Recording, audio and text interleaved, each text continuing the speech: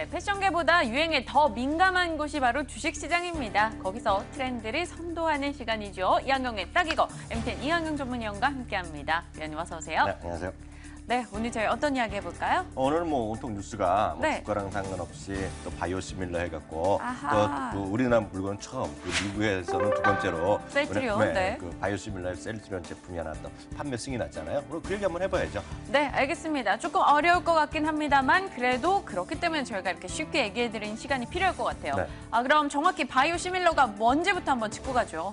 일반 의약품 있잖아요. 일반 네. 의약품은 화학 성분을 이렇게 만든 얘기가 되겠고요. 네. 보통 이제 바이오 의약품이라는 건 이제 동물 실험을 통해 해서 생물 의약품이 된 거거든요. 아하. 그게 이제 바이오 약품이 되겠는데요. 네. 그 바이오 약품이랑은 성능은 거의 비슷한데 뭔가 다른 방법으로 효과가 검증된 거가 바이오시밀러 비슷하다 그래갖고 바이오시밀러가 된 거가 되겠고요. 아하. 일반 의약품이 이제 기한이 만료돼서 네. 화학 성분이 똑같기 때문에 식만 알면 만들 수 있잖아요, 누구나. 그렇기 때문에 어떤 그 특허 기한이 만료된다면 진화할 수 있는 게 제네릭이다 이렇게 이해하시면 되겠죠. 그러니까 쉽게 얘기해서 수많은 이제 발기부전 재료가 유명한 게 있는데 네. 그게 지나면서 우리나라에서 한 4년 전인가요? 한 30개 제품이 쏟아졌어요. 그 제네릭 상품으로요. 그러니까 예를 들어서 아스피린이 처음에 있다가 아스피린이 풀리면서 수많은 비슷한 것들이 나온 거랑 똑같은데요. 네. 한미약품의 88정이라는 거가 대표적인 제네릭이거든요. 근데 그런 것들이 이름도 좋으니까 잘 팔린 건데 그게 하여튼 바이오는 하나는 바이오 의약품의 옆에 것이 바이오 시밀러고요. 화학 제품의 일반 의약품의 옆에 있는 것이 제네릭이다. 이렇게 딱 아주 간단히 구분해드렸습니다. 뭔가 어려워요. 저는 근데 이 특허 기간이 만료된 그 상품에 한해서 복제약이 들어가는 것을 이야기해 주셨는데 네. 일반 의약품의 복제약이 제네릭이고 바이오 의약품의 복제약이 바이오 시밀러 복제약이 맞습니까? 복제약이라고 얘기하면 안 되고요. 근데 네. 약간 다른 거로 하는 거거든요. 다르게 실험을 통해서 다르게 효과가 검증된 거가 바이오 시밀러죠. 복제약은 아닙니다. 좀 유사한 성분을 지닌 그러니까 유사한 효능을 가진.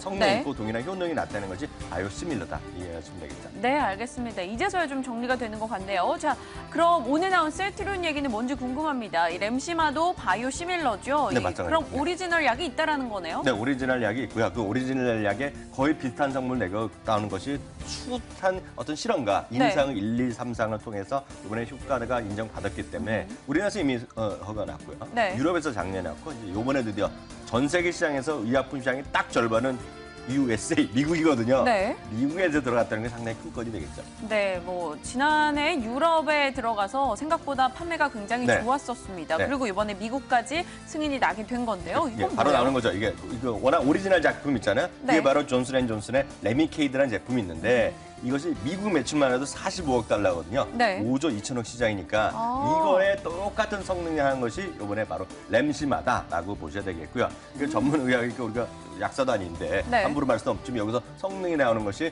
류마티스 관절염, 강직성 척추염. 네. 제가 말은 하지만 잘 어떤 건지 잘 모르거든요. 성인 궤양성 대장 이런 거 좀 아세요? 이게 자가 면역 질환이에요. 내 네. 몸이 나를 공격하는 그런 건데 네. 그거에 대한 약이 바로 레미케이드, 휴미라, 엠브레 이런 게 좀 있더라고요. 공부 많이 하셨네. 저 이거저거 좀 찾아봤어요. 그러니까 그 레미케이드의 네. 똑같은 성분을 알 수 있는 것이 바로 램시마다라고 이해하시면 되겠습니다. 근데요, 이게 매출이 5조 2천억 원이잖아요. 지금 레미케이드가. 네. 그러면 이 셀트리온이 대체되는 걸 내놨으니까 이 램시마가 5조 원 정도 벌 수 있는 거예요?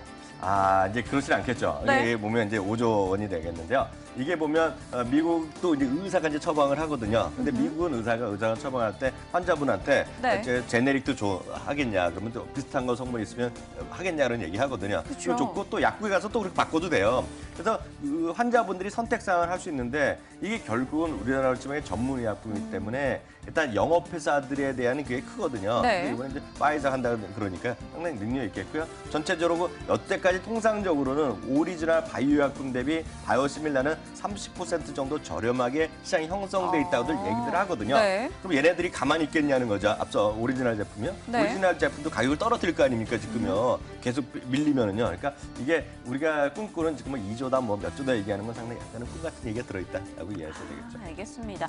하지만 미국에서도 계속해서 약값이 너무 비싸다, 네. 이 고가 논란도 있는 만큼 또 바이오 시밀러 시장이 또 잘 풀리지 않을까. 그럼 우리 램시마도 더 잘 풀려서 국내 경제에도 좀 기여를 해주지 않을까 이런 생각도 살짝 듭니다.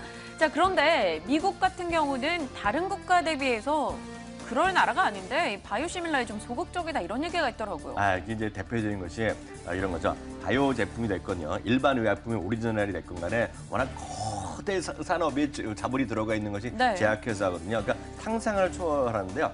그러다 보니까 이제 새롭게 들어오는 거에 대해서 약간 이제 압박을 넣는 거죠. 거부감, 네. 압력을 넣는 거죠. 그래서 작년에 이로시밀러가 바이오시밀러 나왔을 때도 그 다음에서 소송을 가고 막 그랬어요. 이게 이제 상당히 좀 오래 걸릴 수 있는 것인데 네. 왜 그러냐, 앞서도 말씀드렸듯이 거대 자본의 힘이 있다는 것이 되겠는데, 문제는 미국도 똑같죠. 우리나라도 그렇지만 인구가 고령화되고요. 그리고 약값이 계속 올라가거든요. 네. 그 우리나라는 안 그렇지만 미국이 3년 동안에요, 당뇨병 약이 5배 올랐다는 거예요.